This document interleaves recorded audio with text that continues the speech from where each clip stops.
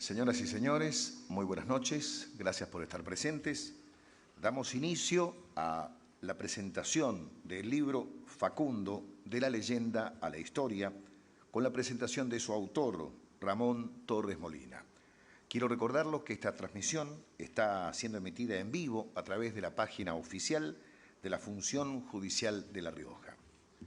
Nos acompañan en esta oportunidad, en primer término, el titular del Tribunal Superior de Justicia, el doctor Luis Brizuela.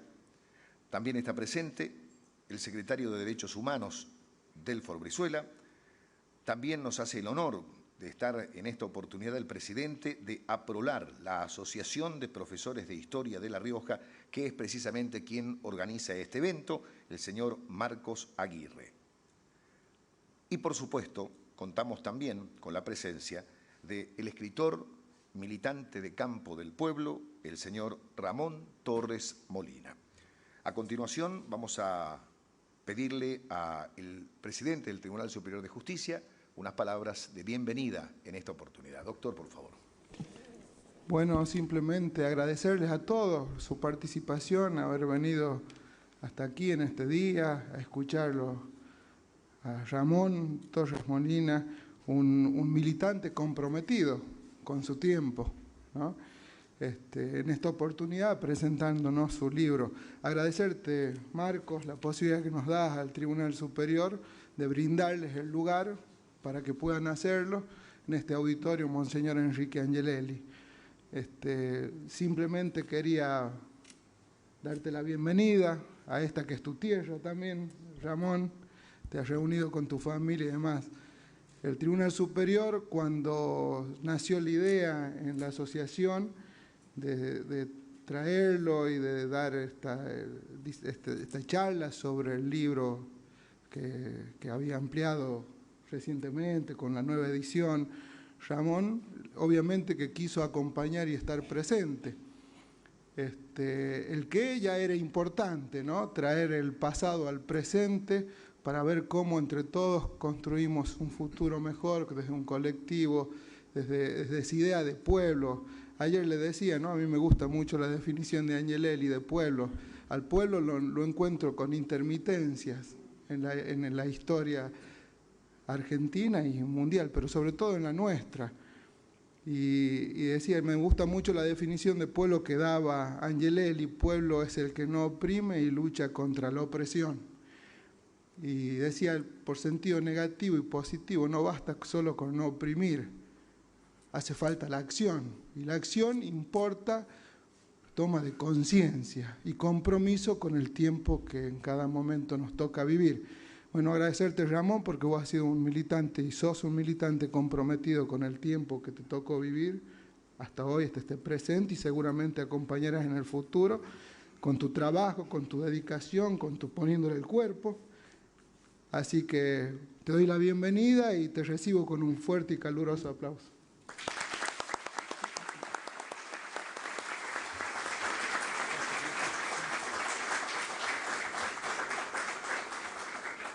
Ramón Torres Molina, hijo de riojano, gran jurista y constitucionalista, expreso político, primero de la dictadura de Onganía, Levingston, Lanusse, entre el 69 y el 71, y después, mientras se desempeñaba como fiscal subrogante del Tribunal Superior de Santa Cruz, nuevamente detenido el 24 de marzo de 1976 al 30 de octubre de 1983, cuando se levanta el estado de sitio con el récord de estar a disposición del PEN sin tener ninguna causa judicial. Constituyente en la Convención del año 1994, diputado nacional entre 1997 y 2001 por la provincia de Buenos Aires. Primer presidente del Archivo Nacional de la Memoria, historiador, hijo de Ramón Torres Molina, quien fuera ministro de Gobierno e Instrucción Pública del primer gobierno peronista de La Rioja, cuyo gobernador fuera Francisco de la Vega. También del segundo gobierno peronista del año 49, cuyo gobernador fuera Zuleta, ex secretario de Obras Públicas de Irigoyen. En este gobierno fue coordinador y co-redactor del texto de la Constitución Provincial, adaptada a la Constitución Nacional reformada del año 1949. Su padre También fue el impulsor de los códigos procesales en la provincia, que incorporaron la oralidad para todos los procesos. Le tocó a él mismo promulgarlos como gobernador interino. Antes, en los años 40, en La Plata, fue defensor de Scalabrini Ortiz junto a Arturo Jaureche en un juicio en su contra por desacato al presidente de la década infame, Ortiz. Ramón Torres Molina, sangre riojana, un militante del campo del pueblo, que viene a compartirnos la historia de nuestro gran caudillo, Facundo Quiroga, en su libro Facundo Quiroga, de leyenda a la historia. Pero ya que hemos conocido la vasta historia de Ramón Torres Molina, quien nos puede ampliar un poquitito más aún es precisamente el actual secretario de Derechos Humanos, don Delfor Brizuela. Por favor.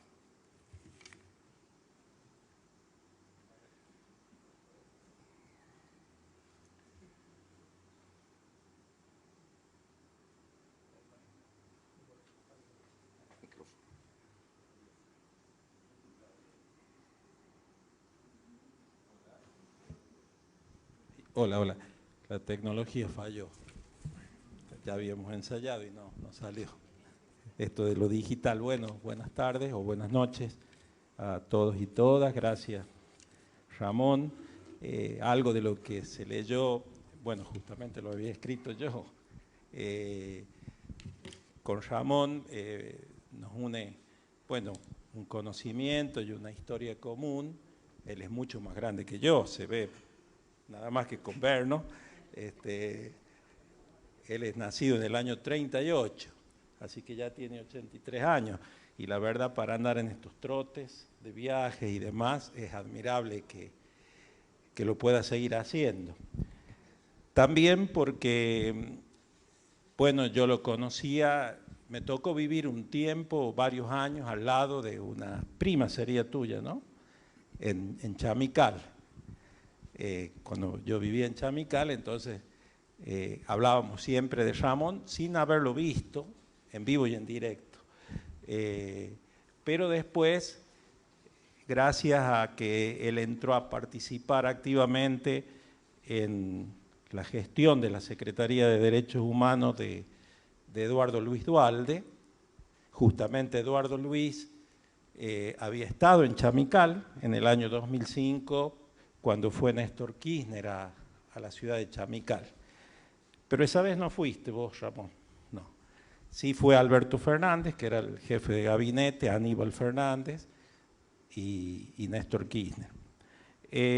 Pero después ya yo aquí en La Rioja sí lo conocí gracias también al trabajo en derechos humanos que está presente del ex secretario de Derechos Humanos, Domingo Bordón, porque en el año 2010 se realizó en La Rioja, en el año del Bicentenario, ese encuentro que duró una semana aquí en la plaza principal.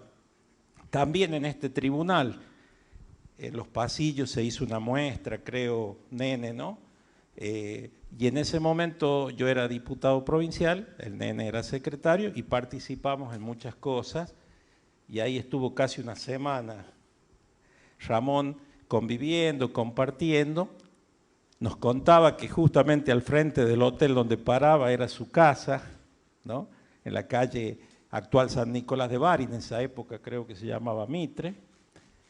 Y bueno, y pudimos compartir con intensidad esos años. Ese año 2010 clausuró ese gran encuentro de los derechos humanos por el Bicentenario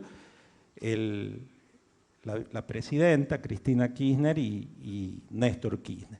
Él se desempeñaba, como dije, presidente del Archivo Nacional de la Memoria. Bueno, al margen de estos datos, yo lo que valoro al ir conociendo la vida, la historia de Ramón, es de que él siempre vivió con intensidad el momento histórico que le tocó vivir, compartir.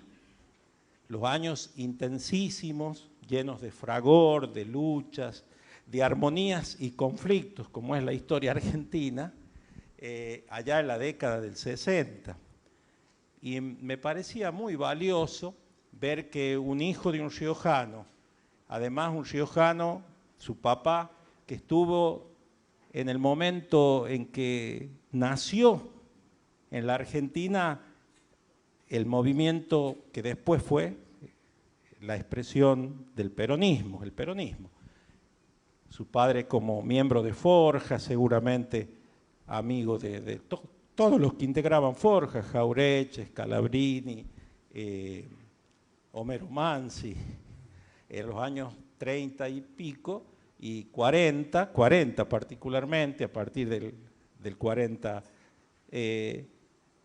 Y él después, como hijo de ese abogado que también fue ministro acá en La Rioja, como ya se ha dicho y no lo voy a repetir, le tocó vivir todo lo que fue después del golpe tremendo de la revolución fusiladora del 55, todo lo que fue la resistencia del pueblo a la opresión, a ese momento tremendo, tantos años de conculcación de derechos, de retroceso social, político, y él estuvo ahí, intensamente. Ayer conversábamos y me contaba, ¿dónde conociste, dónde compartiste con los muchachos como por ejemplo, Enver El Kadri, Cacho El Kadri, que después fue secretario de él, y él me contaba, bueno, fueron esos años tan tremendos, tan difíciles, pero a la vez tan apasionantes, en el gremio de farmacia, donde nació la CGT de los argentinos, junto a Di Pasquale, al padre de Jorge Ferraresi, a Raimundo Ongaro. Ese momento entonces tan intenso, donde también sucedieron hechos como el Cordobazo. Y antes del Cordobazo, también los grupos de resistencia, particularmente del peronismo, son perseguidos, y por eso él, antes del Cordobazo, es capturado por el gobierno de facto, la dictadura de Onganía, y después, al poco tiempo, lo sucede Levington y Lanuse. Y él permanece detenido desde antes del Cordobazo del 69 hasta el 71. Entonces me parecía interesantísimo, por otro lado, la serenidad, la paz, el temple que tiene Ramón, y que detrás de ese temple, de esa sencillez, haya tanta vitalidad histórica, tanta intensidad histórica. Y bueno, no termina ahí. Después él estuvo al lado como adjunto de cátedra de otro referente del pensamiento nacional, popular, que es Rodolfo Ortega Peña, en la Universidad de Buenos Aires, adjunto con Rodolfo Ortega Peña, que saben ustedes, es de las primeras víctimas, junto con Carlos Mujica, de la acción de la AAA. Y ese fue otro vehículo también de encuentro con él, porque el hijo de Ortega Peña es muy amigo personal mío, Ramiro, y siempre hablábamos de esto. También conversábamos, como Rodolfo, como Eduardo Luis Duhalde, en aquellos tiempos abogados de sindicatos, a que él también le tocó ser abogado de sindicato, en momentos durísimos como fue la muerte, por ejemplo, de Felipe Vallese. Los muchachos, aquellos de la juventud peronista, Jorge Rulli, Gustavo Rearte, el mismo Cacho El Kadri, que han sido gente que conoció Ramón, y uno los ha leído en los libros de historia. Entonces, saber que está toda esa vida de Ramón, y que después la mantuvo en la primavera aquella del 73, que duró poquito, trabajando creo que de asesor del INTA, o en el INTA, y al poco tiempo ya se fue a Santa Cruz, creo que estaba Zeperny. Saben ustedes que Zeperny es uno de los gobernadores del peronismo de entonces, que es intervenido o lo destituyen. Algunos los intervienen, a otros los destituyen, que fueron Martínez Vaca en Mendoza, Ragón en Salta, Videgain en Buenos Aires, Obregón Cano en Córdoba y Zeperny en Santa Cruz. Y ese grupo, la gran mayoría de ellos, constituyen después el Partido Peronista Auténtico. Bueno, él fue a parar allá a Santa Cruz, y cuando llega el momento de la dictadura del 76, estaba ya en la justicia, como fiscal ante el Tribunal Superior de Santa Cruz, cuando es detenido y y es de los detenidos que nunca se le abrió una causa penal de carácter federal y que estuvo de punta a punta, récord, me decía Ramón, desde el 76 hasta el 30 de octubre del 83, a disposición del PEN, Ramón. Y en ese tiempo, también antes de que fuera la elección del 30 de octubre del 83, él ya comienza de nuevo la militancia en el campo de la defensa de los familiares de presos políticos, es el primer abogado que lleva adelante un juicio de restitución de bebé apropiado, y así una enormidad de tareas que lleva adelante que concluyen en un momento culminante integrando el gabinete de la Secretaría de Derechos Humanos de la Nación de Eduardo Luis Duhalde como el primer presidente del Archivo Nacional de la Memoria, que es una gran conquista de la democracia y llevó adelante una gran tarea inmensa. Bueno, por eso creo que es importante, el libro, él mismo lo dice, creo que en la introducción o en el prólogo del libro, no es desde una posición neutral, porque la neutralidad no existe. Y la posición de él siempre ha sido la lucha, la trinchera del pueblo, del campo popular, diríamos. Ahí es donde él se enclavó. Incluso ahí puede haberse hasta confundido, como nos podemos confundir todos, pero ese era el lugar donde abrevaba su visión, su conocimiento, su mirada de la historia. Y en el caso de Facundo, el lugar de Ramón es también esa historia familiar vinculada a la misma geografía y la misma cultura de Facundo Quiroga, que son los llanos. Y él lo pone en el libro.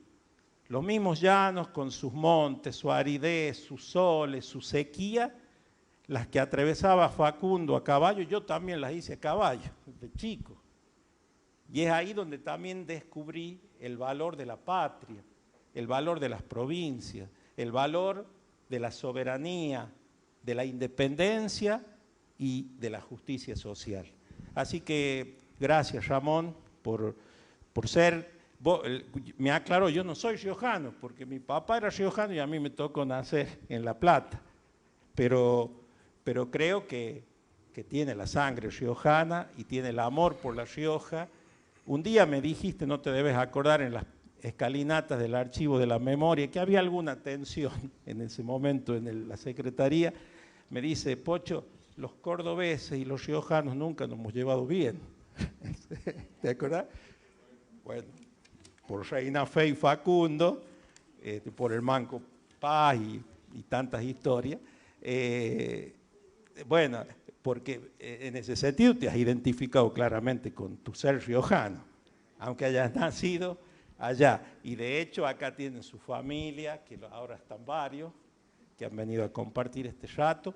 Así que muchas gracias, Ramón, por enorgullecernos a los riojanos, porque donde vamos sabemos de tu activa aporte a la ciencia del derecho, a las historias constitucionales, tanto en la universidad como constituyente en el 94, como activo diputado en un momento de disputa con el neoliberalismo, y ahí apareció el grupo que formó parte él, con otros compañeros y compañeras, y presidió alguna comisión de la Cámara de Diputados, como la de legislación penal.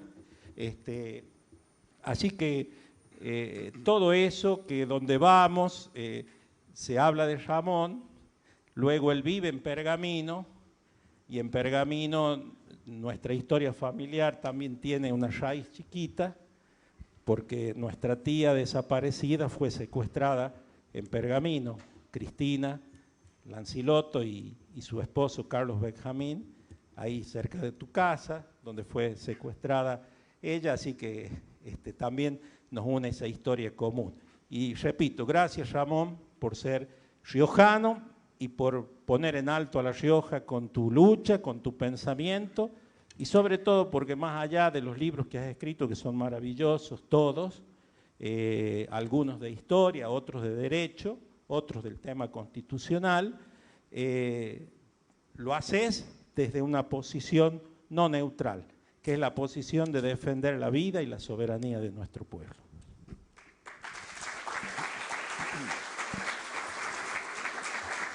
Muy bien, muchas gracias, Delfo Brizuela, secretario de Derechos Humanos. A continuación vamos a cederle la palabra al presidente de APROLAR, Asociación de Profesores de Historia de La Rioja, responsable de la organización de este evento. Nos referimos a don Marcos Aguirre. Don Marcos, por favor. Muchas gracias. Aclaro, secretario, no presidente, porque el presidente está de licencia. Muy bien. Bueno, muy buenas noches a todos y a todas. Es muy grato verlos, vernos nuevamente. Y casualmente, la última vez que hemos tenido la oportunidad de hacer una charla con presencia, a través de la presencialidad, perdón, ha sido en este recinto. Y bueno, agradecerles el acompañamiento, agradecerles al Tribunal Supremo de Justicia de La Rioja, agradecerle al secretario de Derechos Humanos, Pocho, muchas gracias, que siempre nos están acompañando, que venimos trabajando juntos ya de hace un tiempo. Recuerdo la última vez, un recinto también así, colmado en esa noche tan emotiva, celebrábamos los 200 años de autonomía provincial allá en marzo del 2020 y nos acompañaba Gloria de la Vega esa noche. Hemos pasado un difícil momento, tal parece que estamos atravesando, ahí está, hemos pasado un difícil momento, tal parece que estamos atravesando esa fea tormenta que nos ha causado terribles pérdidas irreparables, seres queridos, compañeras y compañeros. A nosotros nos golpeó muy duro, hemos perdido una gran persona, alguien que formaba parte de la asociación como el profe Marcos Guía. Desde aquí aprovechamos y enviamos un fraterno abrazo a la familia y a la familia también del profe Carlos Moreno y a la de la profe María Juárez y a la de todos los compañeros y compañeras que han perdido sus seres queridos. Hoy nuevamente nos convoca la historia y se trata de una historia que nos interpela, esa historia que han decidido hacernos olvidar, esconderla y sobre ella muchas veces mentir. Rever la historia nos invita a reflexionar, a entender muchas veces cuestiones tan presentes en nuestra cotidianeidad, para hacer de esa memoria un ejercicio activo y colectivo, donde todos y todas formemos parte de una construcción. Hoy nos acompaña Ramón, que es clave en esta construcción, que viene a aportarnos, a darnos las herramientas necesarias para trabajar y abordarlo desde el aula. Como profesores de historia, recién hablaba Pocho, hacía mención a los libros de historia. Casualmente esos libros de historia no están llegando a las aulas. Son esos libros de historia que tenemos que rever, que tenemos que integrarlos en la currícula. Bueno, sin alargarme demasiado, darle muchas gracias a Ramón por estar aquí, por venir a compartir y elegirnos para presentar el libro. Muchísimas gracias.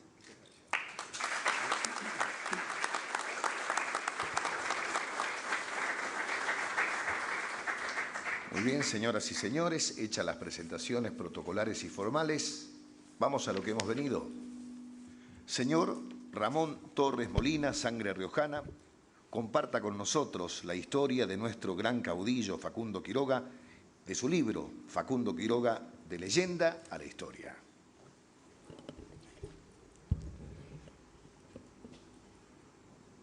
Muchas gracias a todos ustedes por la presencia, al Tribunal Superior de Justicia de la provincia de La Rioja por la participación en la organización de esta reunión, a la Asociación de Profesores de Historia de La Rioja y a tus palabras, a las palabras del secretario de Derechos Humanos de la provincia, Pocho Brizuela. Muchas gracias también por el recuerdo que han hecho de mi padre.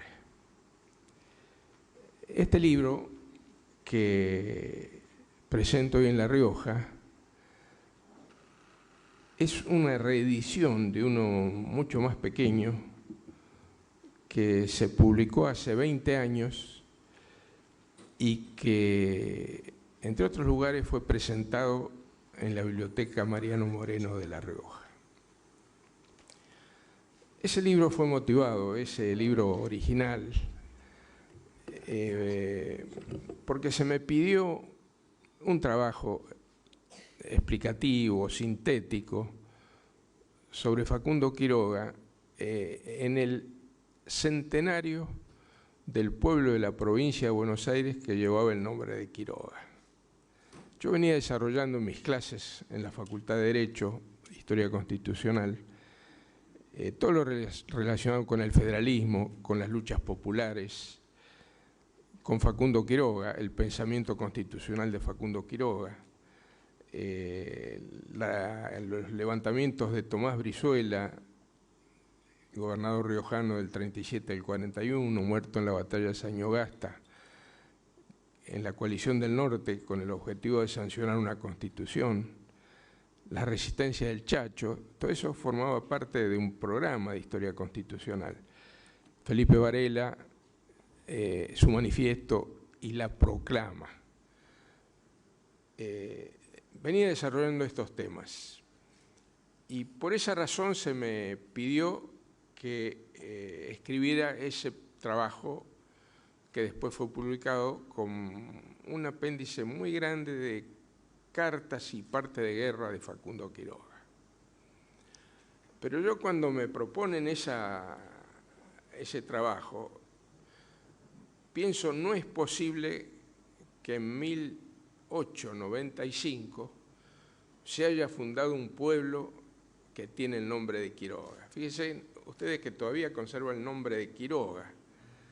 No es un pueblo que se llama Juan Facundo Quiroga, porque todavía pesaba abrumadoramente la leyenda y la denigración creada por Sarmiento en esa obra muy buena como novela que se llama El Facundo, entre otros nombres, la conocemos así. Y a fines del siglo XIX, Facundo Quiroga era un proscripto de la historia. Entonces, ¿cómo se conmemoraba un centenario? Claro, las tierras pertenecían a Alfredo de Marchi, que figuraba, voy a tratar de explicarlo después, como nieto de Quiroga. En realidad, su madre había tomado el apellido Quiroga y su madre, Mercedes, María de las Mercedes Quiroga, era hija biológica del general Tomás Brizuela. Después voy a tratar de explicar eso. Las dos hijas mujeres de Quiroga eran hijas biológicas de Tomás Brizuela. Y Alfredo de Marchi, que era en ese sentido nieto de Quiroga, asumido como nieto de Quiroga, era el propietario de las tierras, loteó en 1895 las tierras, que dio origen al pueblo. El pueblo originariamente se llamó de Marchi, pero la estación, como los ingleses le ponían los nombres a los que pretendían los propietarios que donaban las tierras, y no le importaba mucho ya Facundo Quiroga, admitió que la estación se llamase Facundo Quiroga. Entonces, este es el origen del libro. Tomé en esa primera edición los documentos fehacientes y excluí muchos temas que los textos tradicionales toman y que en realidad no los había encontrado en ese momento, no los veía con respaldo documental y no los incluí. pero con el transcurso del tiempo, como la historia seguía tomando temas que se derivaban de el Facundo de Sarmiento, puntos de vista, datos que se tomaban del Facundo de Sarmiento, y a su vez se cometían errores históricos basados en esa primitiva deformación efectuada por Sarmiento, me propuse consultar todos los materiales posibles del archivo de Quiroga, que hasta esa época había tenido, hasta hace poco tiempo, muchas dificultades para su consulta, y empecé a desarrollar la segunda edición cuando existían esas dificultades, y en el medio de este trabajo se dio a publicidad la totalidad del archivo en forma digital y lo pude consultar en su totalidad. Más de 5.700 documentos que permiten cambiar no la valoración de Quiroga, sino algunos hechos, algunos aspectos, algunas leyendas que los textos de historia, incluso de historiadores académicos, siguen tomando como cierto. Facundo Quiroga fue uno de los grandes próceres de nuestro país, no solo de La Rioja. Hay que rescatar la dimensión nacional de Facundo Quiroga. Los historiadores hablan, cuando analizan la década de 1830, del triunvirato federal. No era un organismo creado formalmente, no existía, nunca se reunieron los tres, pero estaba integrado por quienes discutían los problemas del país a través de la correspondencia, con discusiones muy fuertes en algunos momentos, a veces con coincidencias, otras con diferencias, y eran Estanislao López, Juan Manuel de Rosas y Facundo Quiroga. Entonces tenía esa dimensión nacional. Fue un general de primer nivel. Por ahí he visto algún comentario, incluso que se escribe desde La Rioja, que era muy secundario como militar, que no era un buen militar. Facundo Quiroga fue uno de los grandes generales que tuvo el país. Facundo Quiroga, pocos generales tuvo el país como tales, que saben planificar una situación de guerra, que saben planificar una batalla, que saben conducir esa batalla. San Martín es uno de ellos. El general Paz, el enemigo de Quiroga, es otro de ellos. Estanislao López, con una guerra muy particular, pero muy exitosa, es otro. Urquiza es otro. No hago una valoración política de Urquiza, ni de los restantes, ¿no es cierto? Estoy destacando su capacidad militar. Y finalmente Facundo Quiroga. Existe un equívoco que considera a Paz un gran estratega y no a Quiroga. Y el estratega en los enfrentamientos contra Paz, en las dos batallas que sostuvieron, La Tablada y Oncativo, fue Quiroga. El táctico, el que sabe emplear las armas en el combate, en la batalla, era Paz. Por eso lo derrotó, pero los movimientos estratégicos de Quiroga son extraordinarios, que lo llevó frente al ejército de Paz a tomar la ciudad de Córdoba antes de la batalla de La Tablada. Un gran general entonces, vencedor del Puesto acá en La Rioja, vencedor del Tala, de Palma Redonda, que lo incorporo como uno de los grandes triunfos de Quiroga, que habitualmente se lo toma como un triunfo de su vanguardia, y él lo participó en forma directa con una división que no era su vanguardia, estaba incluida su vanguardia, pero no era su vanguardia. El Rincón o Rincón de Valladares, Río Cuarto, Río Quinto, Rodeo del Chacón, Ciudadela. Derrotado en dos batallas por el general Paz, La Tablada y Oncativo. Y fue también Quiroga un gran propulsor de la organización constitucional del país.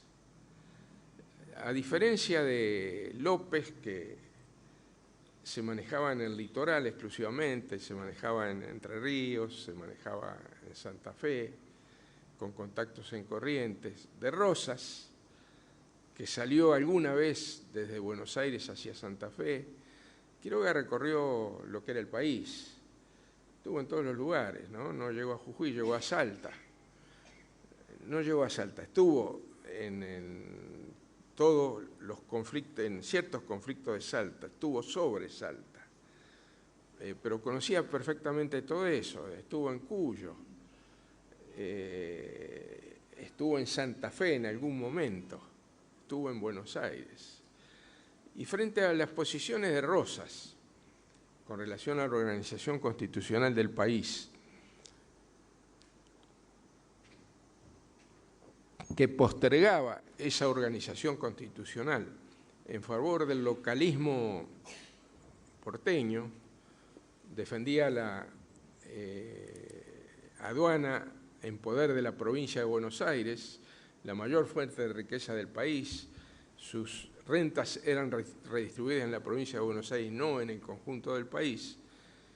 Una organización nacional, la sanción de una constitución hubiese establecido, como estableció, una aduana nacional con recursos para todo el país, si se gobierna bien se redistribuyen en todo el país, se oponía permanentemente a la organización constitucional. López, con los puertos controlados por Buenos Aires, sostenía la organización constitucional del país porque quería participar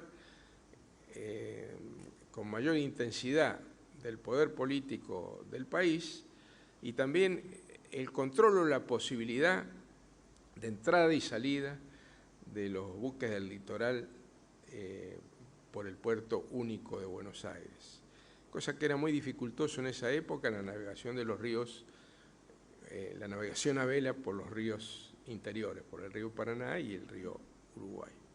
Y Quiroga, en ese contexto, fluctúa de acuerdo a las oportunidades, pero siempre con una convicción de que al país hay que organizarlo constitucionalmente.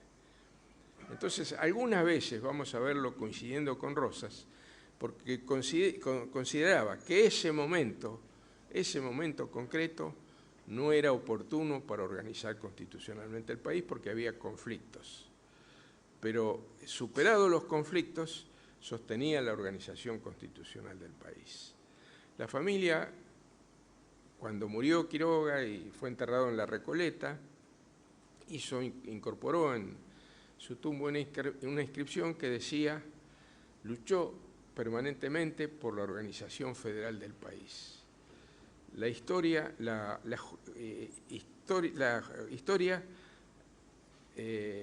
hará la justicia que merece, ¿no? Y eso después fue retirado en la época de Rosas, esa inscripción. Rosas sostenía otra posición, ¿no? Entonces, esos son los elementos fundamentales de Quiroga. A partir de esto, me voy a concentrar en algunos aspectos que son erróneos en las consideraciones de la historia o algunos aspectos que contribuyen a aclarar temas de la historia riojana y de la historia de Facundo Quiroga. Yo he escrito un trabajo que está centrado en Facundo Quiroga, pero es la época de Facundo Quiroga. Es el contexto de Facundo Quiroga. Entonces no tengo, están en los textos, cuándo nació Quiroga, ¿no? La única referencia que voy a hacer en forma personal es a la de las hijas de Quiroga, hijas biológicas de Tomás Brizuela. Lo primero que quiero señalar, todos los textos de historia hablan de Facundo Quiroga como desertor del regimiento de granaderos a caballo. Lo toman de Sarmiento. Sarmiento en el Facundo dice primero que formó parte en 1810 como si hubiese estado en Buenos Aires. Facundo Quiroga en 1810 del regimiento de arribeños que mandaba Francisco Ortiz de Ocampo. Y después lo coloca como formando parte del regimiento de granaderos a caballo en la época de formación del Ejército de los Andes, digamos en los años 14 o 15. Y el archivo de Quiroga, los registros empiezan en 1815. Y dice que en algún momento no quiso cubrirse de gloria con los granaderos y con la epopeya de San Martín, y se observó una deserción en sus filas, que era la de Quiroga.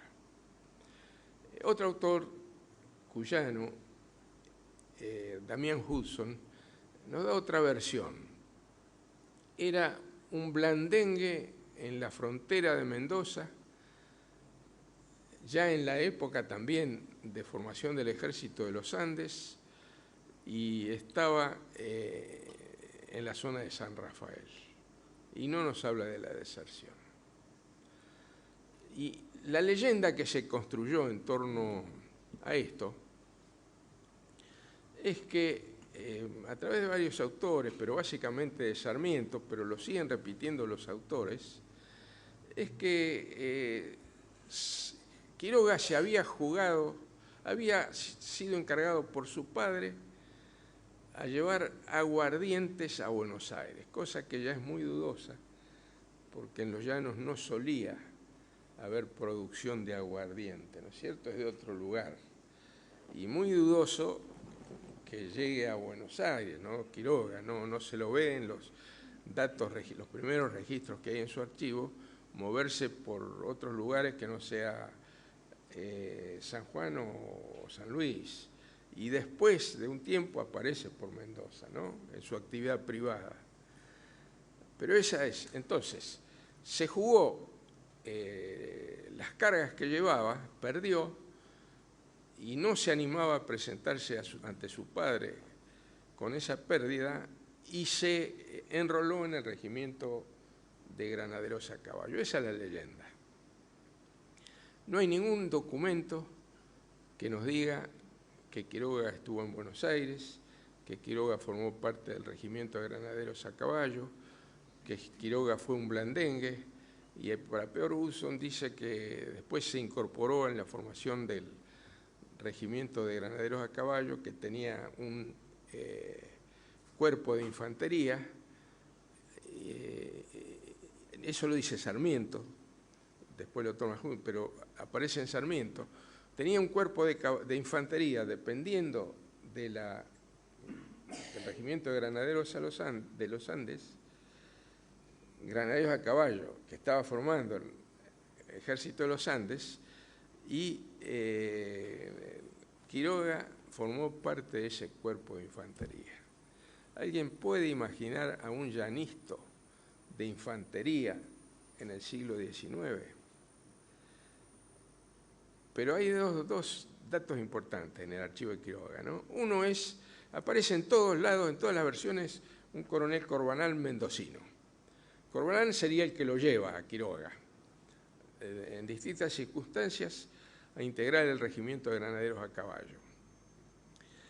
Pero hay una carta del año 33, 1833, muchos años después, muy afectuosa, muy íntima, que recuerda todo lo que han pasado juntos, cómo se conocieron, todo eso, y no hace ninguna mención a que fue su subordinado. Pero hay otro documento mal clasificado en el archivo, por eso siempre hay que leer todos los documentos, ¿no? Con detalle. A veces uno cree que no sirve para nada y sirve. Y este documento aparece como clasificado en el año 1800, y es una carta del padre de Quiroga, Prudencio Quiroga, a alguien que supongo que es de San Luis o San Juan, donde dice: mi hijo Tomás fue enviado a colaborar con los changos a la cosecha y se jugó todas sus prendas, y entonces le pido que interceda ante el teniente gobernador, por eso es San Juan o San Luis, para que le incorpore al ejército durante 5 años, así aprende disciplina. O sea, algo parecido tomó Sarmiento, pero algo parecido que no había ocurrido con Quiroga, lo deformó, lo pintó, le dio un toque literario, y esa es la deserción de Quiroga del regimiento de granaderos a caballo. Ahora, lo notable es que todos los historiadores, incluso los que han tenido acceso al archivo de Quiroga, siguen mencionando este tema, sin base documental. Ahora he visto que había un texto que dice, la tradición dice, bueno, claro, pero la tradición no es una fuente histórica cuando es tan alejada.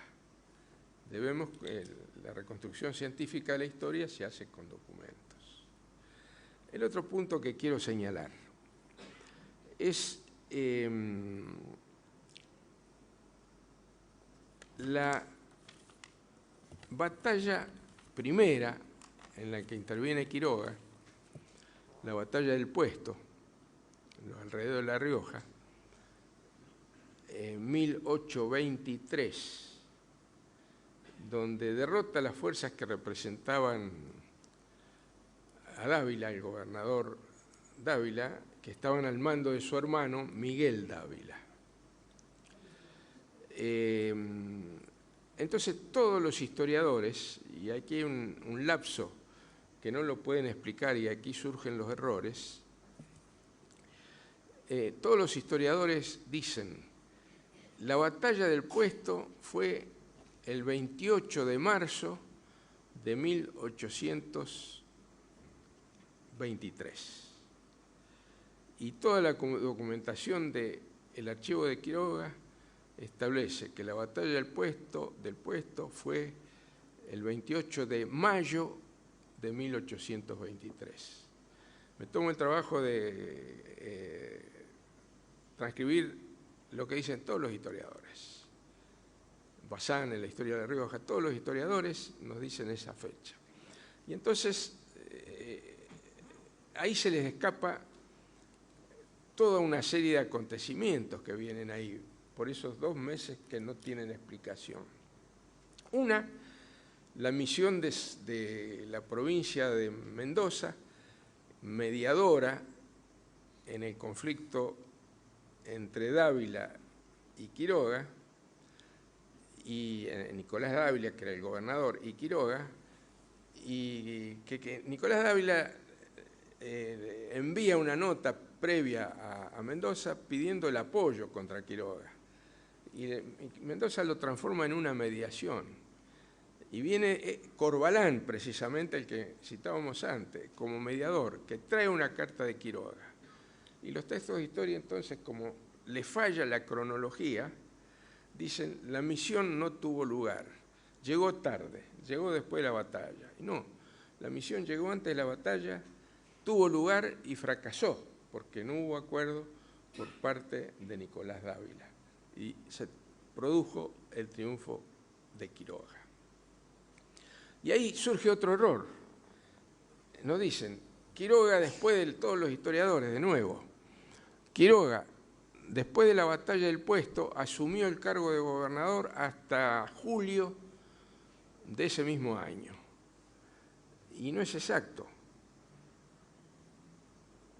Después de la batalla del Puesto, asumió Blanco, despectivamente dice, en este caso no se equivoca Sarmiento, dice, dejó a un blanco español como gobernador, asumió Blanco, que era de nacionalidad española, como gobernador. No asumió Quiroga. Quiroga nunca fue gobernador de la provincia de La Rioja. Fue designado en 2 oportunidades gobernador de la provincia de La Rioja y en los 2 casos no aceptó. Y cuando dicen que fue gobernador, a lo mejor primero les falla esta cronología o a lo mejor toman como base la renuncia que hace al cargo de gobernador para el que fue designado y el que no aceptó. O toman como base las habituales renuncias que hizo varios años a sus cargos militares. Y ese es un error permanente de los textos de historia.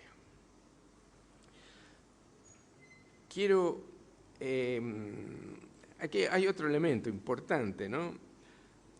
En este contexto del enfrentamiento entre Nicolás Dávila y Quiroga, se produce la ruptura de Quiroga y Castro Barros.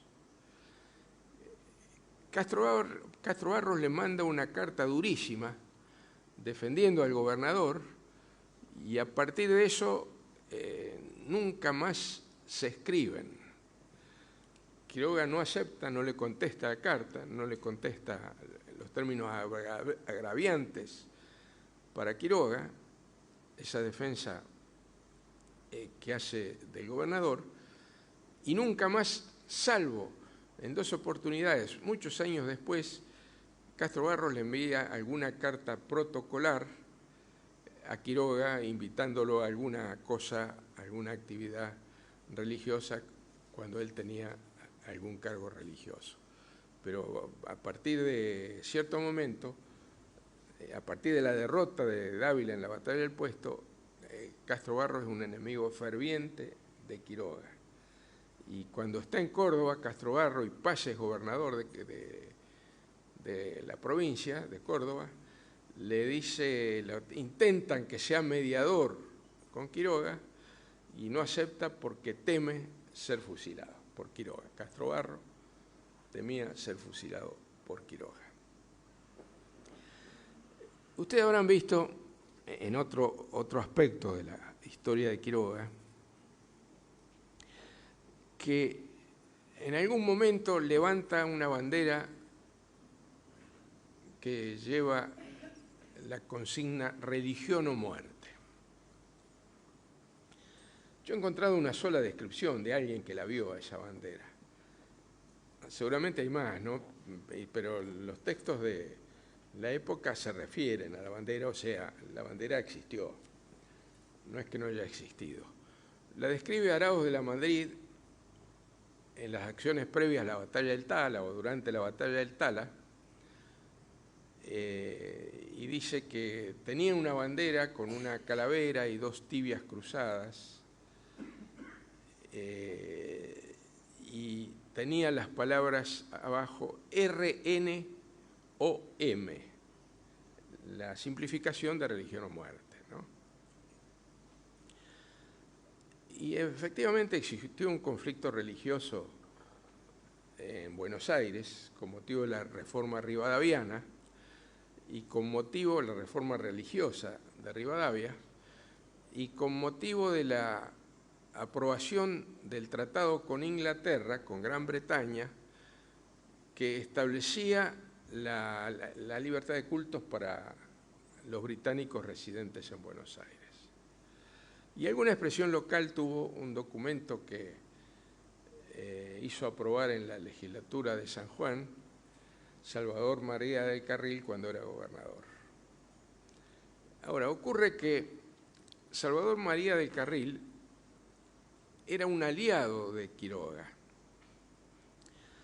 y no se produce ninguna ruptura del Carril por un tema religioso entre Quiroga y del Carril, sino cuando son vencidos los que sí habían hecho un movimiento contra del Carril y depuesto provisoriamente a del Carril del gobierno, que después recupera, y del Carril promueve el fusilamiento de ellos, Quiroga intercede para que no sean fusilados y para que se tengan consideraciones con los derrotados, y esas sugerencias no son atendidas, y ahí se produce la ruptura de Quiroga y del Carril.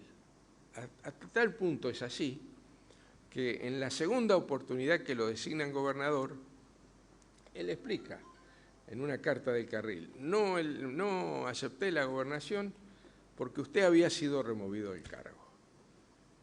Da a entender, si usted seguía en el cargo, yo hubiese aceptado la gobernación y hubiésemos seguido trabajando en conjunto. Entonces, la consigna religión o muerte, que aparece exclusivamente en los años 1826 y 1827, se relaciona directamente con la explotación de los minerales del Famatina, donde vienen a la provincia de La Rioja extranjeros de otra religión, considerados herejes en la época, anglicanos, protestantes, y la consigna religión o muerte significa una oposición a la explotación por parte de capital extranjero de los recursos naturales de la provincia. Lo señalaron algunos autores, por ejemplo Antonio Cini en el siglo XIX, ¿no?, que la relación que existía, vuelve a referir, cambiando la cronología, a José Ingenieros, pero solamente aparece en esa oportunidad, cuando está el conflicto planteado con Rivadavia. Y lo que se omite es que la bandera que llevaba Quiroga era la bandera de los infernales de Güemes, la tropa de élite de Güemes que representaba a la patria en la defensa del norte del actual territorio argentino. Y según las explicaciones que hay, Güemes la vio en una capilla de Nuestra Señora del Rosario en Córdoba, que fue capturada durante las invasiones inglesas y llevada ahí, y ahí la tomó como símbolo de las luchas por la patria frente al enemigo realista español. Entonces Quiroga lo que nos hace con eso es dar un ejemplo clarísimo de defensa de los recursos naturales, que es un elemento esencial de la soberanía de todo Estado nacional, y en esa defensa enarbola lo que en las luchas de la independencia había sido la bandera de la patria. La batalla de la Tablada, la gran derrota de Quiroga, una de las batallas más importantes que tienen lugar en el territorio argentino. 5.000 hombres de Quiroga, son las cifras que mencionan, que se reconstruyen, 2.500 de Paz.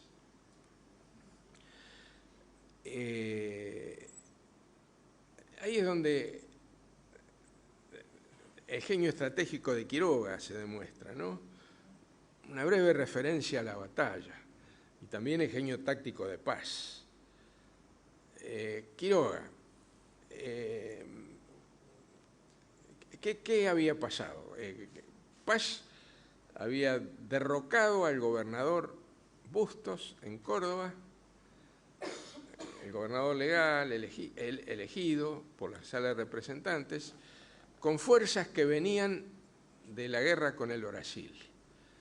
La primera división del ejército republicano que peleó contra el Brasil, así se llamaba nuestro ejército, derrocó a Dorrego y lo fusiló al mando de Lavalle.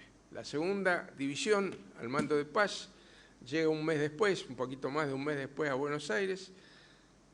Está tratando de consolidar un tiempo el poder de Lavalle en Buenos Aires y en abril decide venir hacia el interior, a Córdoba, donde era oriundo Paz.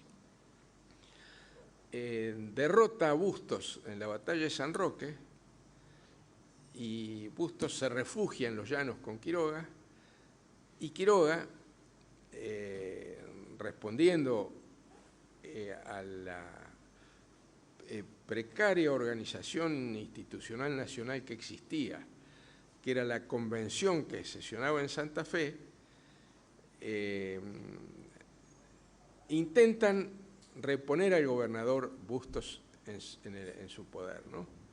Entonces sale Quiroga con su ejército de los llanos, se resuela, sale Paz a enfrentarlo en el norte de la provincia de Córdoba.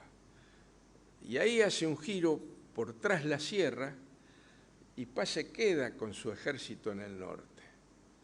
Paz Quiroga incorpora fuerzas de Cuyo y fuerzas de Córdoba sublevadas contra Paz en todo ese trayecto que hace por Tras la Sierra y reaparece por Río Cuarto, y ahí va por segunda vez en un movimiento Paz.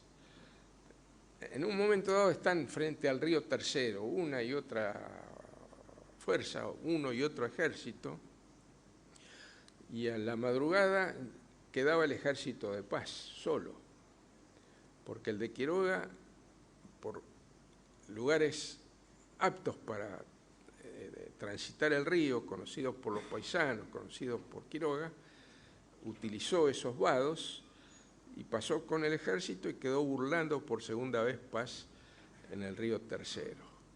Con eso, después de algunos enfrentamientos y una capitulación, tomó Córdoba y Paz en el camino.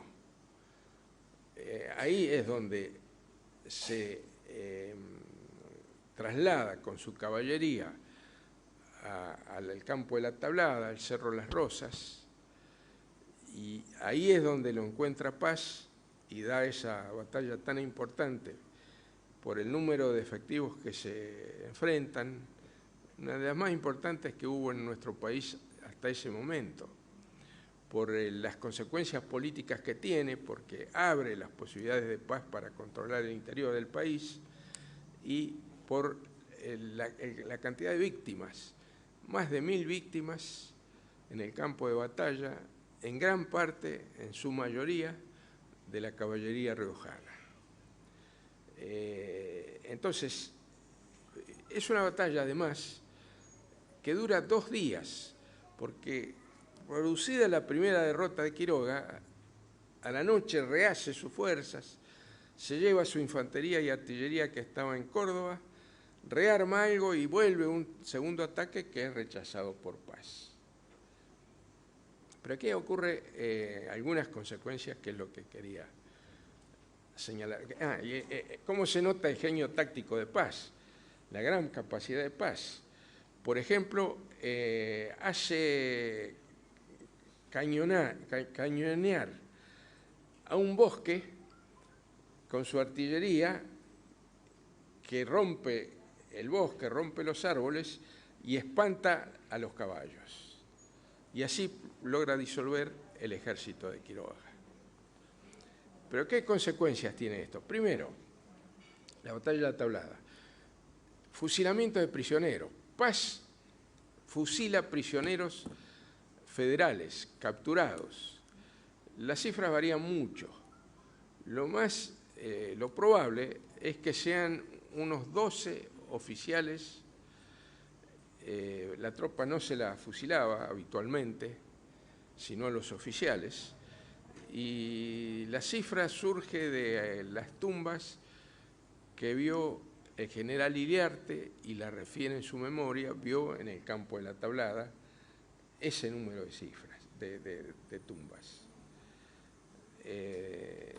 Otros datos sobre las cifras masivas de muertos no fusilados, se registran más de 1000, 1200, 1300, según informaba en los testimonios el jefe de policía de Córdoba. Entonces, ahí comienza esta práctica, fusilamiento de prisioneros. El ejército derrotado es reconstruido en Santa Cruz, que es un lugar, en ese momento, no sé si tiene la denominación actual, se conserva ese nombre, próximo a Olta. No sé si se registra en la actualidad un lugar como Santa Cruz, no en Famatina, que sí está, sino este es próximo a Olta. Y ahí se comienza a reconstruir el ejército de Quiroga con las partidas que trae Tomás Brizuela y Pantaleón Argañarás, que antes hicieron escapar hacia San Luis al general Aldao, herido en la batalla. Y ahí aparece otra leyenda. una leyenda muy difundida acá en La Rioja, ¿no? Que es el fusilamiento de los riojanos que festejaban la derrota de Quiroga y la muerte de Quiroga. ¿Cuál es el relato? El relato, por ahí el más claro, lo hace Marcelino Reyes en su Historia de La Rioja, ¿no? Dice, estaban festejando la muerte de Quiroga en una reunión, en una velada familiar. Entró Quiroga tapado, ¿no?, con un poncho, observó eso, después hizo sacar a 9 personas que fueron fusiladas y ese mismo día enterradas, ¿no es cierto? Eso es inverosímil porque la batalla de la Tablada, estos fusilamientos se producen en el día 19 de junio y la batalla de la Tablada fue el 22 y el 23. Estos fusilamientos se producen el 19 de julio y la batalla de la Tablada fue el 22 y 23 de junio. Y una noticia no tarda de Córdoba a La Rioja casi un mes. Tardará 6 días, 7 días. Entonces se sabía que Quiroga estaba vivo, porque había corrido la noticia. Y desde La Rioja había ya correspondencia que se mencionaba que Quiroga había quedado vivo. Y el propio Quiroga había dado a conocer, antes de esta reunión del 19 de julio, un bando donde daba órdenes a la población. Entonces, nadie ignoraba que Quiroga había sobrevivido a la batalla de la Tablada. ¿Por qué fueron fusilados? ¿Qué explicación se puede dar? Yo tampoco tengo, fueron fusilados por esto. Pero el día anterior se había dictado un bando por parte de Quiroga que ordenaba el abandono de la ciudad de La Rioja. La población debía dirigirse a Los Llanos o a Guandacol porque se temía una invasión de salteños y tucumanos, de las fuerzas unitarias. Y ordenaba esa evacuación de la ciudad. Y en segundo lugar, el gobernador, por indicación de Quiroga, por orden de Quiroga, había dictado una ley que declaraba abolida la esclavitud para la población masculina, para toda la población masculina, que tenía que incorporarse al ejército y una vez transcurrida esa campaña quedarían en total libertad.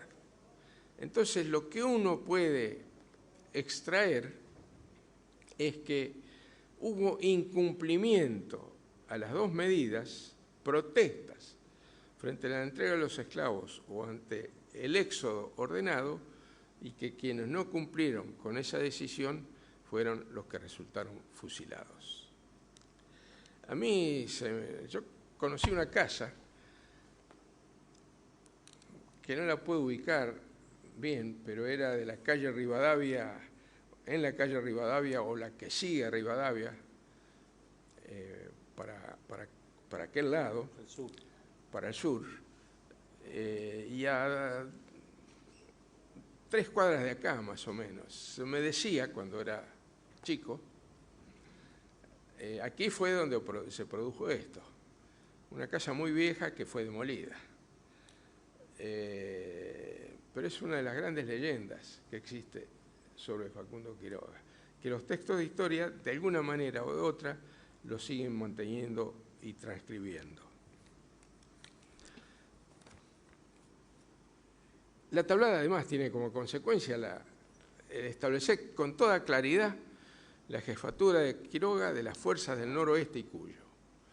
A orden de Quiroga pelean Bustos, pelea el gobernador de Catamarca Figueroa y pelea el general Aldao. Entonces ahí no hay discusión política, si tal cosa, tal cosa. El que manda la batalla es el jefe, el que manda la batalla es el conductor político-militar. Quiroga aparece en ese momento de la batalla de la Tablada como la representación de los pueblos del noroeste y de Cuyo.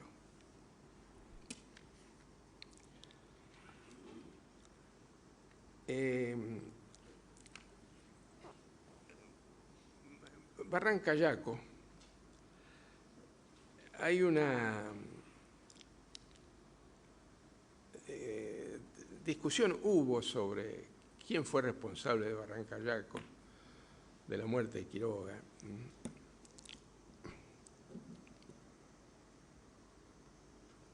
Yo leí el sumario que está en el Archivo Histórico de la Provincia de Buenos Aires, ¿no?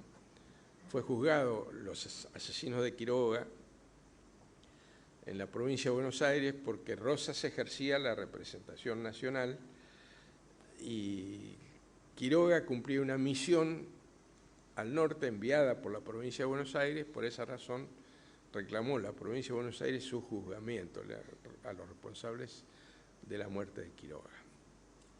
La versión unitaria fue que la responsabilidad era de Rosas. Esa versión, con la documentación que se conoció, sobre todo en los años 50, 40, 1940, 1950. ¿Cuál era el argumento unitario? Que Quiroga venía a promover la organización constitucional del país. Pero en ese momento había un conflicto grave entre Salta y Tucumán, y eran los momentos en que Quiroga consideraba que no se podía convocar un congreso, porque como Rosas consideraba que debía haber estabilidad política, y no existía en ese momento esa estabilidad política. Entonces en ese momento coincide con Rosas, los momentos previos a Barranca Yaco, le dan instrucciones, la provincia de Buenos Aires le da instrucciones, y uno de los puntos de las instrucciones es: deberá disuadir a los pueblos del interior, que no hay condiciones en este momento de convocar un congreso que sancione una constitución. Entonces viene con la misión de solucionar un tema entre Salta y Tucumán y de disuadir a los pueblos con relación a la posible convocatoria a un congreso constituyente. Entonces ahí se descarta, porque no hay ningún otro elemento, la responsabilidad de Rosas. López era el enemigo permanente de Quiroga. No coincidían, habían tenido diferencias serias, importantes. Cuando Quiroga enfrentaba a Paz y el general en jefe era López, a su vez López mandaba misiones mediadoras entre Paz y su subordinado, algo totalmente fuera de lugar. Entonces había mucha rivalidad. Quiroga dedicó todos sus esfuerzos sobre Córdoba, y la prisión de Paz por parte de la fuerza de Quiroga, mediante un tiro de boleadoras, ocasionó que la provincia de Córdoba entre a girar en la órbita del federalismo litoral, o sea, de Estanislao López a través de los hermanos Reinafé. Entonces había rivalidades. Entonces se produjeron desde Córdoba dos revoluciones en favor de Quiroga, quirogueanas la llaman, pero que no tuvo participación Quiroga en el 22 y en el 23. Y en el 1832 y 33.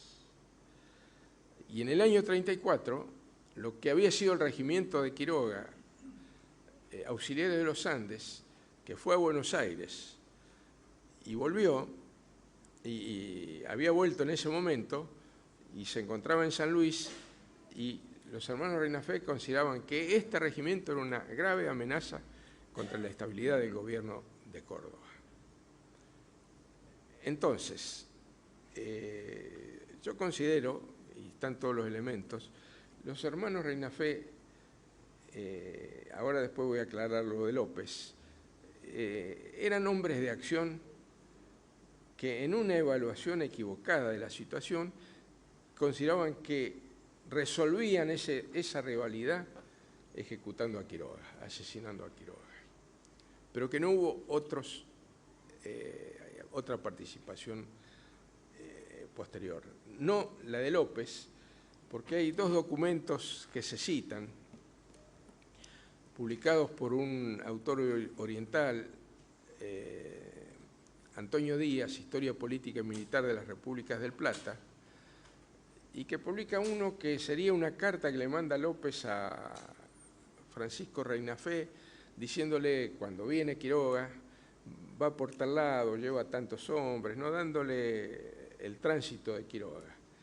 Pero ese documento no hay original, dice que se lo dio dice Díaz que se lo dio Reinafé en Montevideo, porque Reinafé alcanzó a escaparse, no fue juzgado, Francisco Reinafé, y no coinciden los movimientos con los reales de Quiroga.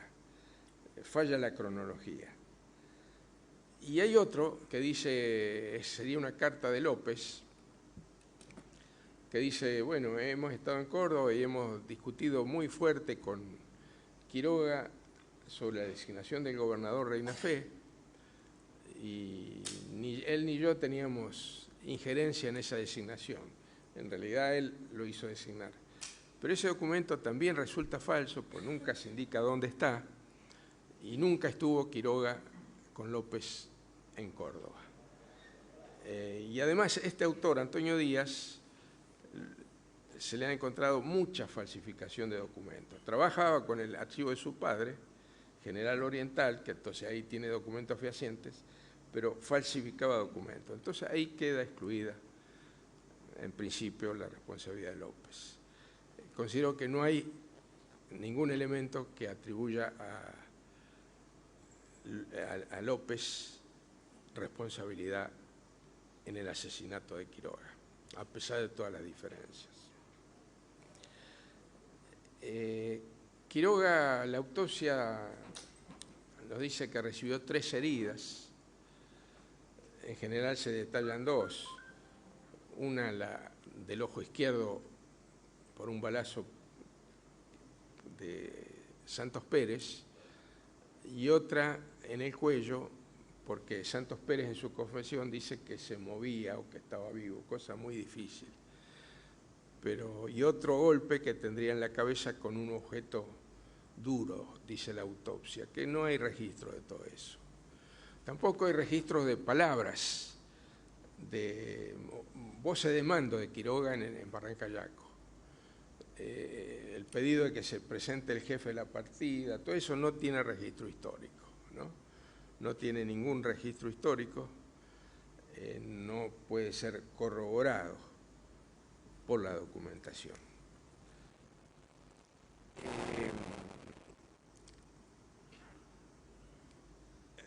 Las hijas de Brizuela, pequeño detalle personal de Quiroga.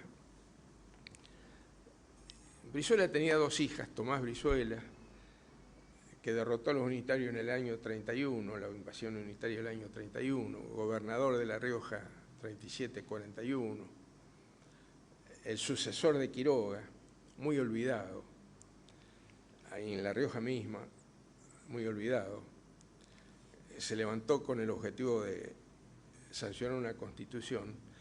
Tenía 2 hijas, que las llama en su correspondencia Jesucita y Mercedes o Merceditas.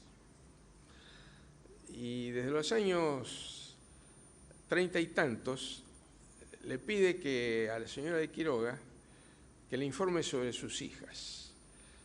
Le dice, háblele de mí, háblele de su padre, de Tomás Brizuela. Y en reiteradas oportunidades pide noticias de sus hijas y que le hable de él. Y cuando se produce la muerte de Quiroga, también hay otro dato erróneo en la historia. Dolores Fernández, la mujer de Quiroga, va a Buenos Aires después de la muerte de Quiroga, no antes, nunca vivió con Quiroga en Buenos Aires. En alguna correspondencia que sostiene con Brizuela, le pide papeles para poder llevárselas a Buenos Aires. a las hijas de Brizuela. Y Brizuela dice que no ve otra solución, aunque le duele muchísimo, que esa, que vayan sus hijas.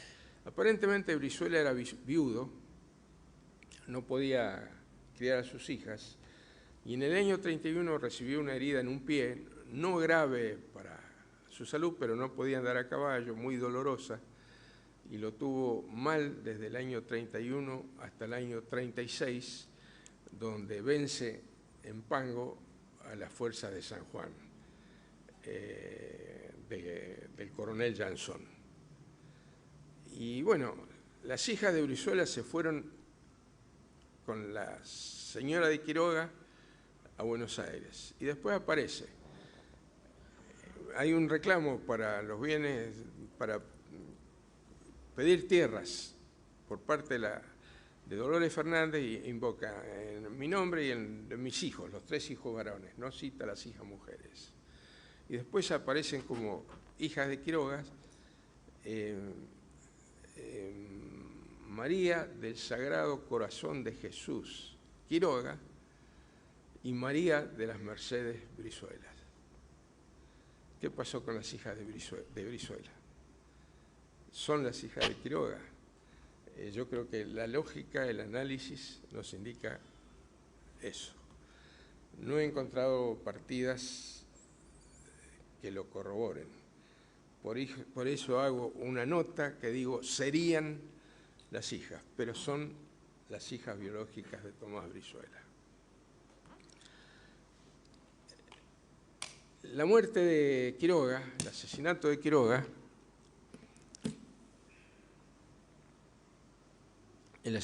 Quiroga, tuvo entonces consecuencias políticas graves, gravísimas para el país.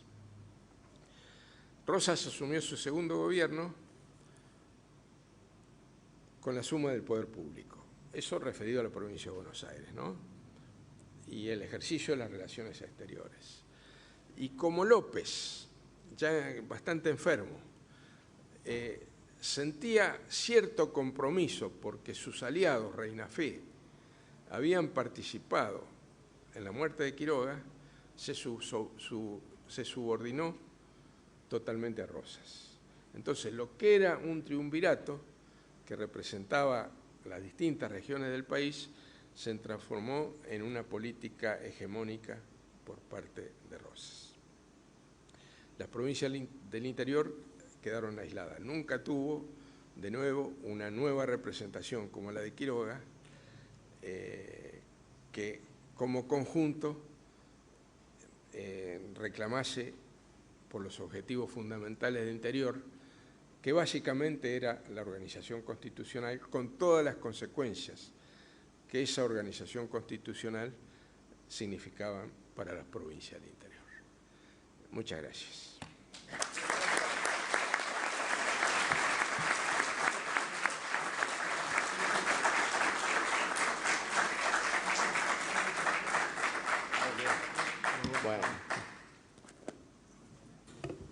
Bueno, a continuación vamos a invitar al artista, cantautor y compositor Manolo Blanco a tomar ubicación precisamente sobre aquel sector. Quiero recordarles que a todos los presentes, aquellos que quieran adquirir algún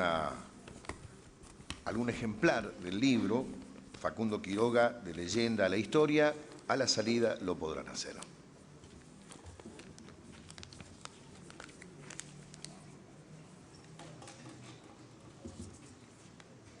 Ya se van. ¿Qué tal? Me gusta. Gracias.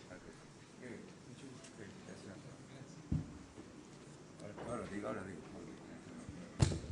Ramón. Bueno. Ramón Estoy dentro del árbol. Gracias.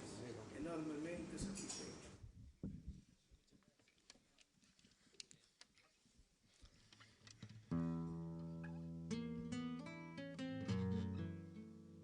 Me pusieron acá para estar más cerca de la puerta cuando me empiecen a correr. Eso cambiaron.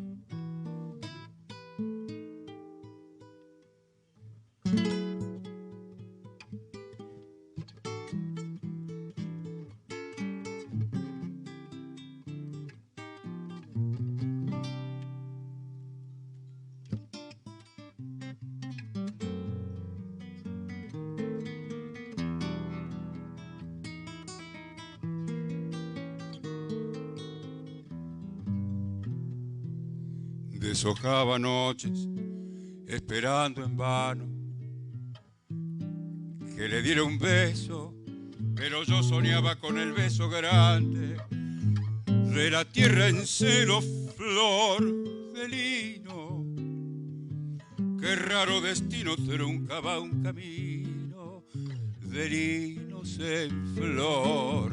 Deshojaba noches cuando me esperaba, como yo le espero, lleno de vergüenza como los muchachos, con un traje nuevo. Cuántas cosas que se fueron y hoy regresan siempre por la siempre noche de mi soledad. Yo la vi florecer como el lino de un campo argentino maduro de sol. Si la hubiera llegado a entender, ya tendría en mi rancho el amor. Yo la vi florecer, pero un día mandinga la huella que me la llevó, flor de lino se fue. Y hoy que el campo está en flor amalaya, me falta su amor. Hay una tranquera por donde el recuerdo vuelve a la querencia que el remordimiento de no haberla amado siempre deja abierta. Flor de lino, te veo en la estrella que alumbra la huella de mi soledad. Deshojaba noches cuando me esperaba, como yo le espero, lleno de esperanzas, como un gaucho pobre cuando llega al pueblo, flor de ausencia. Tu recuerdo me persigue siempre por la siempre noche de mi soledad. Yo la vi florecer como el lino de un campo argentino maduro de sol. Si la hubiera llegado a entender, ya tendría en mi rancho el amor. Yo la vi florecer, pero un día mandinga la huella que me la llevó, flor de lino se fue. Y hoy que el campo está en flor, amaraya me falta su amor. Flor de lino se fue. Y hoy que el campo está en flor, amaraya me falta su amor.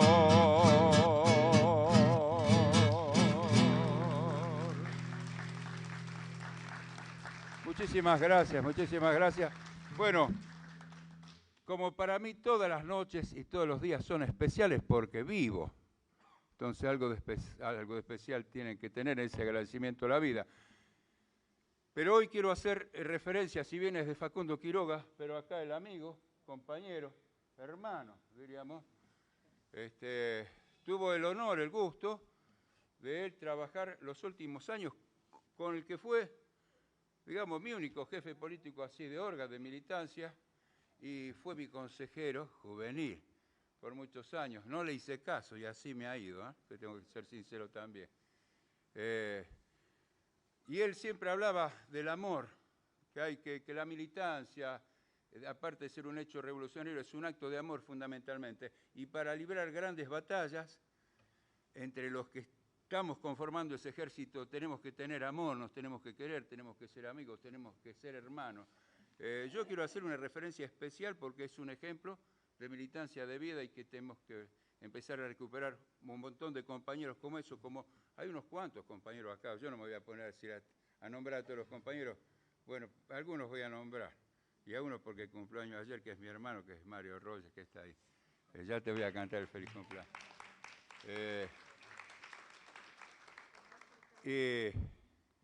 Sí, pues ya está. Gracias. Bueno, yo hablo de Émbar El Cadre, estoy hablando, fundador de las Fuerzas Armadas Peronistas. Bueno, un hermano mayor que tuve, que yo conocí en el año 73, cuando fue la amnistía.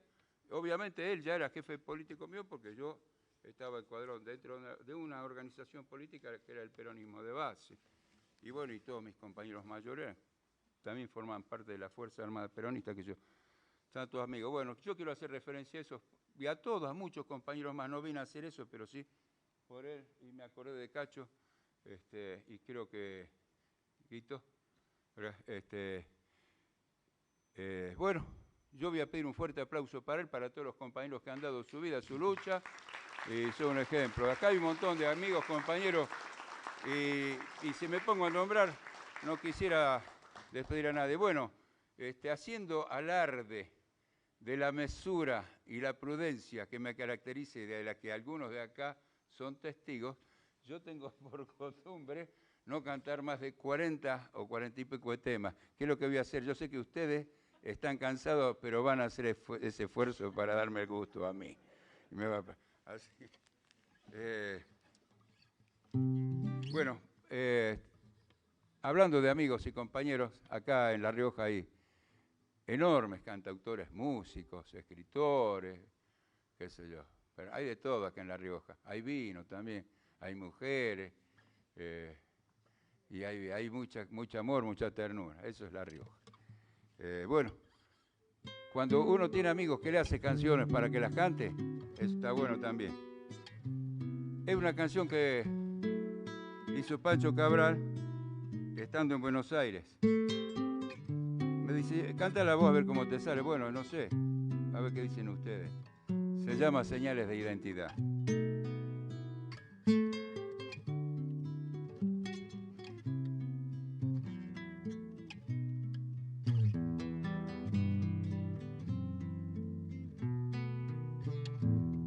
Cruzo al revés tu diagonal, piso la plaza de Perón, silbando bajo por Alem, como pensando en algún tren, miro a Retiro y luego soy. A Buenos Aires lo sé amar, le doy miguitas de mi pan, armo una flor, sobre su hojar apago el fuego de su andar, me miro y digo, soy Gardel.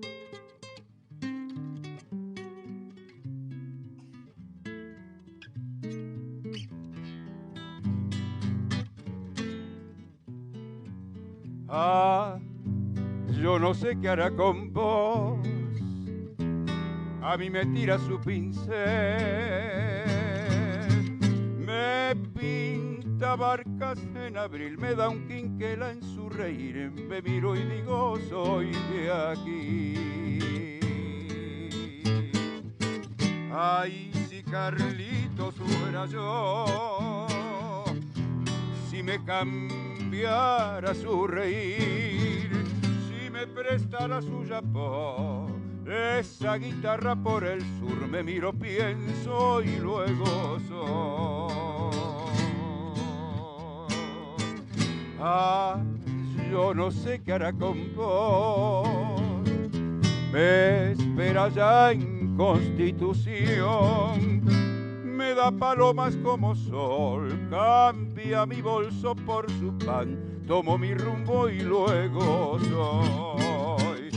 Me pinta barcas en abril, me da un quinquela en su reír, me miro y digo, soy de aquí.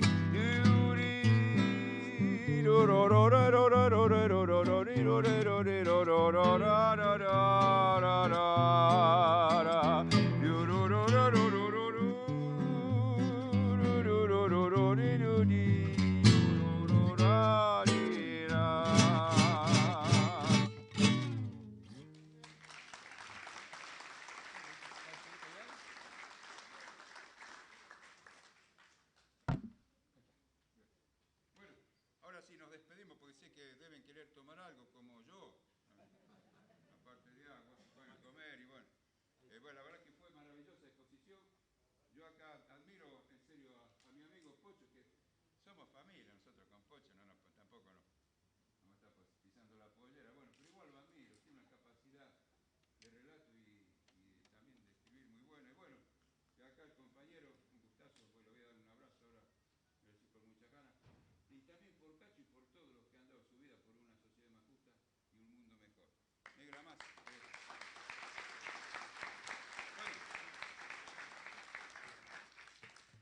Luti, querido, es mi hermana de todos los días.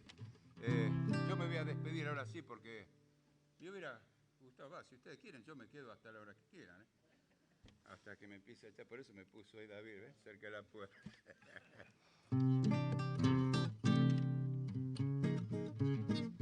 Bueno, el primer tema que canté es un vals de Homero y Virgilio Espósito, Flor de Lino.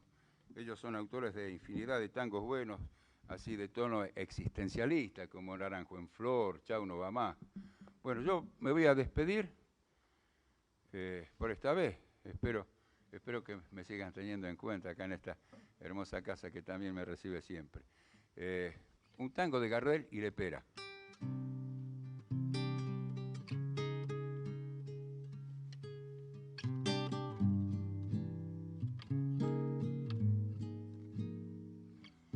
Yo no quiero que nadie a mí me diga que de tu dulce vida vos ya me has arrancado mi corazón. Una mentira pide para esperar tu imposible llamado. Yo no quiero que nadie se imagine cómo es de amarga y honda mi eterna soledad. Pasan las horas y el minutero muere, la pesadilla de su lento tic-tac.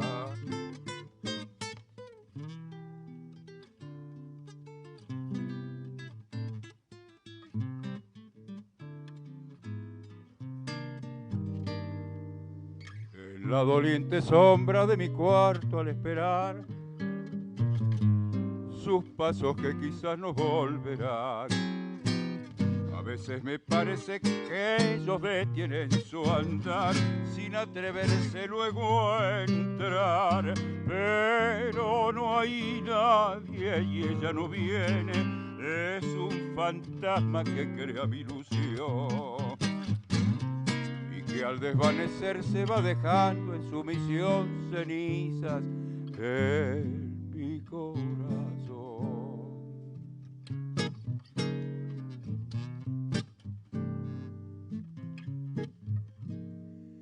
En la plateada esfera del reloj, las horas que agonizan se niegan a brotar.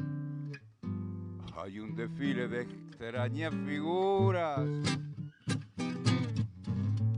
que me contemplan con burlón mirar. Es una caravana interminable que se hunde en el olvido con su mueca espectral. Se va con ella su boca que era mía, solo me queda la angustia de mi mar.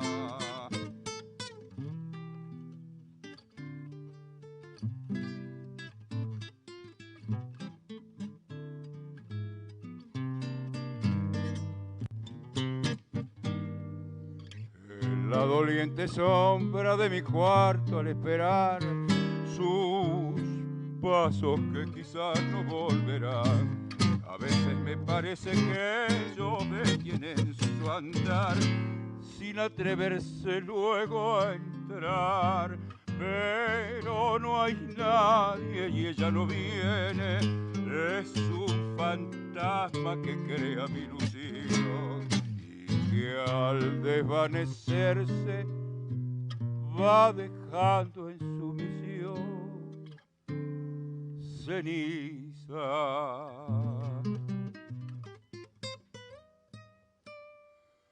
En mi corazón.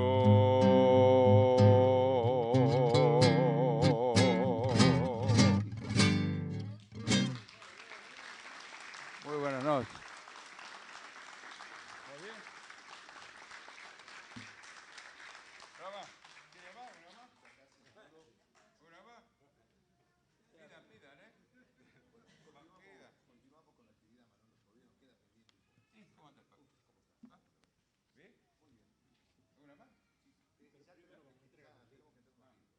Permiso, entonces no, me salvé. Bueno, vamos a proceder.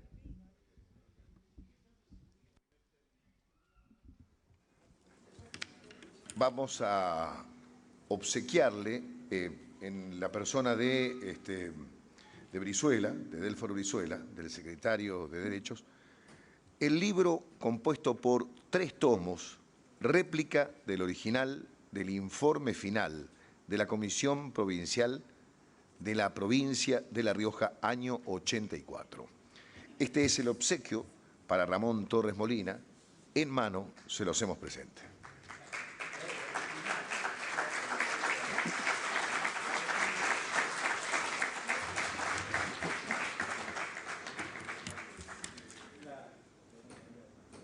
En segunda instancia, le vamos a hacer entrega de la sentencia del juicio de Angelelli y de los mártires riojanos.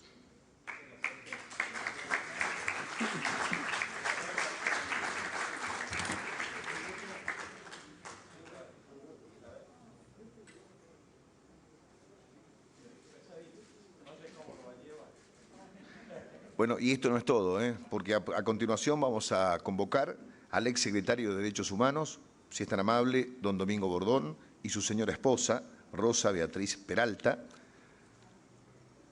Ambos también le van a hacer entrega, cada uno de ellos, de un libro. El primero de ellos, autoría del exsecretario de Derechos Humanos, Descamisado es el viento, y el segundo, autoría de la señora Rosa Beatriz Peralta, Huellas de la represión en la mujer riojana.